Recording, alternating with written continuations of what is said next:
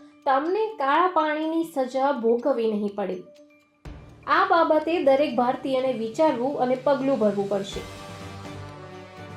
सावरकर जी को तो जो रास्ता लेना पड़ा, देश पराधीन था, उस समय शस्त्राचार करना पड़ा, उसके लिए सारे खतरे उठाने पड़े,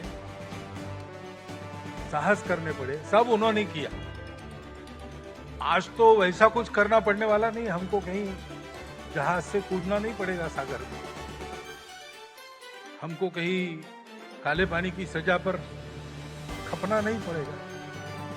हमको तो उससे बहुत सरल परिस्थिति मिली है। हमको अपने से, अपने परिवार से प्रारंभ करके आचरण करना है।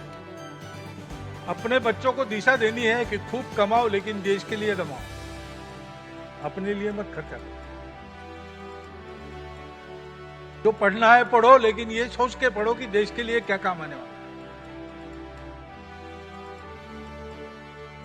जो सारी बातें लेकर सावरकर जी ने काम किया, उन बातों का आचरण अपने जीवन में करने का अपना प्रयास, ये होता है कि नहीं होता, करना पड़ेगा। वो करने का स्मरण रहे, इसलिए हम सावरकर जी की मूर्ति बनाते हुए, हम उनके रचे हुए गीतों को अच्छा स्वर देकर प्रकाशित करते, प्रसारित करते, हम स्वयं गाते करते। इसका भान अपने को रखना पड़ेगा। सावरकर जी स्वतंत्रता के बाद भी बहुत साल तक रहे। समय समय पर उन्होंने क्या होना चाहिए, कैसे होना चाहिए, इसके बारे में बोला भी है, प्रयास भी जितना कर सकते थे उतना किया है। आज नहीं तो कम से कम 20 साल बाद प्रत्येक भारतीय को ये कहते बनना चाहिए कि सावरकर जी की जो अपेक्षा थी वो भारत के प्रत्येक जन ने पूरी करने का पूरा प्रयास किया है। पूरा प्रयास करेंगे तो बहुशः यशस्वी होंगे ही। ये हमको करना पड़ेगा और इसलिए इन सब बातों का अध्ययन करना, और वो बिना समर्पण के संभव नहीं। अपने अपने छोटे छोटे स्वार्थ प्रायोरिटी प्राथमिकता पर रखकर चलने के बाद ये संभव नहीं होता।